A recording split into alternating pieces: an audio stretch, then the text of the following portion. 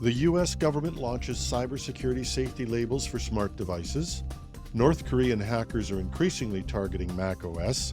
And the U.S. Treasury sanctions a Chinese cybersecurity firm for supporting state-sponsored hacking. This is Cybersecurity Today. I'm your host, Jim Love. The White House has launched the U.S. Cyber Trust Mark, a new cybersecurity safety label for Internet-connected consumer devices. Starting later this year, the label will appear on products like security cameras, smart TVs, fitness trackers, and connected devices, helping consumers assess whether a device is safe to install at home.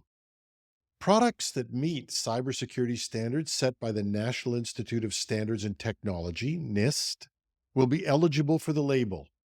These standards require unique and strong default passwords, regular software updates, and incident detection capabilities.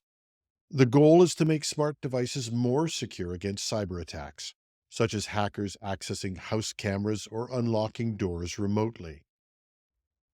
The Cyber Trust Mark will include a QR code that consumers can scan to see detailed security information about the product, including password instructions, software update policies, and minimum support periods. Products that don't meet security standards won't be eligible for the mark. The program was unveiled in July 2023, with major companies like Amazon, Google, Samsung, LG, and Best Buy agreeing to participate. In December 2024, the FCC approved 11 cybersecurity label administrators to manage the program. Retailers like Best Buy and Amazon will highlight Cyber Trust Mark certified products. Consumer Reports praised the initiative, saying it will help raise security standards across the industry. However, the program is voluntary, and it remains to be seen how widely manufacturers will adopt the mark. The U.S. Cyber Trust Mark aims to become a cybersecurity equivalent of the Energy Star labels, encouraging consumers to choose more secure devices while pressuring manufacturers to improve their cybersecurity practices. Security researchers have discovered Spectral Blur, a new macOS backdoor that shows similarities to malware previously used by North Korean-linked Lazarus Group. The backdoor appears to connect Blue Noroff, a subgroup of Lazarus also known as TA444. Security expert Greg Lesniewicz linked Spectral Blur to Candy Corn, also known as Sock Racket, a malware family attributed to Candy Corn is an advanced implant capable of monitoring infected systems, avoiding detection, and interacting with files. In contrast, Spectral Blur is less sophisticated, but still effective, with capabilities to upload and download files, run commands, and delete files based on instructions from its command and control server. Researchers noted that North Korean threat actors have intensified their focus on macOS in recent years. In November 2023, security firm Jamf Threat Labs uncovered another macOS malware strain called OBC Shells, also attributed to Blue Noroff. Both OBC Shells and Spectral Blur show connections to the Rust Bucket malware campaign, which has been linked to multiple macOS attacks since early 2023. Experts warn that macOS users should remain vigilant as North Korea's interest in Apple systems continues to grow.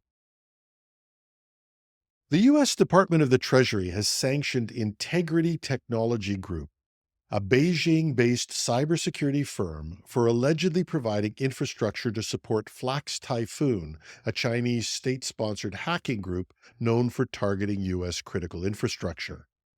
This marks a significant escalation in U.S. efforts to combat state-sponsored cyber threats.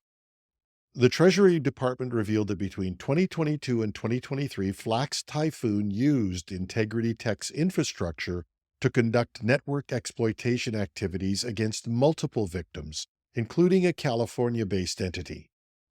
The group's tactics include exploiting known vulnerabilities and using legitimate remote access tools like VPNs and RDP to maintain persistence in compromised networks. Under Executive Order 13694, the sanctions block all U.S.-based property and interests of Integrity Tech and prohibit U.S. persons from engaging in transactions with the company. Acting Undersecretary Bradley T. Smith stated, "The Treasury Department will not hesitate to hold malicious cyber actors and their enablers accountable." Integrity Tech's designation highlights Flak's Typhoon's persistent threat to critical infrastructure, including sectors across North America, Europe, Africa, and Asia. A joint cybersecurity advisory issued by the U.S. and allied agencies in September 2024 detailed the group's tactics, emphasizing the need for robust cybersecurity measures to protect against these threats. The sanctions may turn out to be mostly symbolic. Integrity Tech itself stated that the sanctions would not adversely affect its business since it does not operate in the U.S. and has no assets there. But U.S. firms, including financial institutions that have any dealings with this company, would remain vulnerable to sanctions.